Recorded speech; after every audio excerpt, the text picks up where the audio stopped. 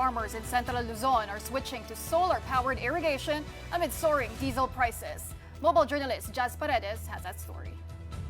Amid rising fuel costs, farmers in Central Luzon have switched to solar-powered irrigation through the Community Empowerment through Science and Technology or CEST program of DOST Central Luzon. The goal of the solar trailer irrigation unit is to help farmers stray away from dependence on diesel and alleviate costs, most especially now that diesel prices have skyrocketed across the country. Ang objective po talaga ng project is to alleviate the farm inputs po, no? Specifically yung gastos po talaga doon sa pag-irrigate ng either rice, high-value crops, and other commodities po natin. Yung mga traditional po kasi na irrigation natin is typically costing around 1.2 million and 2 to 3 years po bago mag-operationalize. Whereas ito pong project natin is around 190,000, 165,000 na na-deploy. And instant po na mapapakinabangan ng mga farmers po natin. The mobile solar-powered unit is designed to provide a sustainable and cost-effective water solution for agricultural operations, reducing farmers' reliance on traditional fuel-based pumps and their associated costs. Each unit can operate for up to 8 hours under sufficient sunlight and has a maximum discharge capacity of 50 cubic meters per hour, enough to irrigate about half a hectare every hour. Starting in 2025, 14 units have been deployed to 14 farmer associations across Central Luzon as its chosen beneficiaries. 4 in Bulacan, 5 in Aurora, 2 in Nueva Ecija, 1 in Pampanga, and 2 in Tarlac.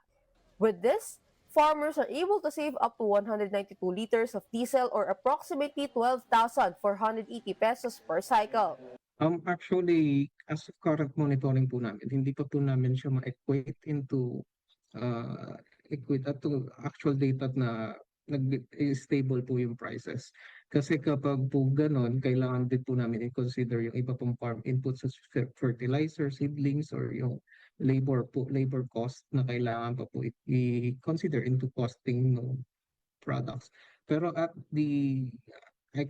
think I can say po na at the farm gate prices po, syempre, wala na pong malaking cost. Different from traditional fuel-based pumps, the solar trailer units are mobile, meaning they can be shared or moved to locations of other members who require them.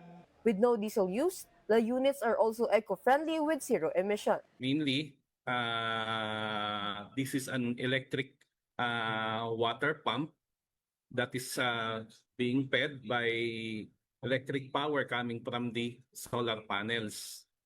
Then the pump motor, once naman siya, pagka na-energize na siya, it will pump out water para dun sa mga irrigation natin.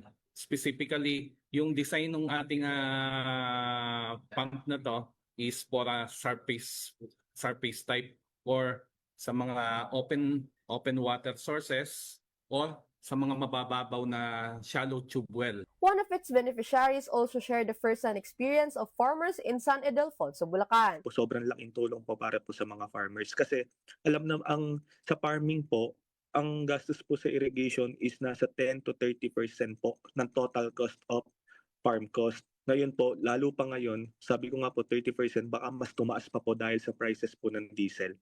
Kapatid Jazz Paredes, we are One News.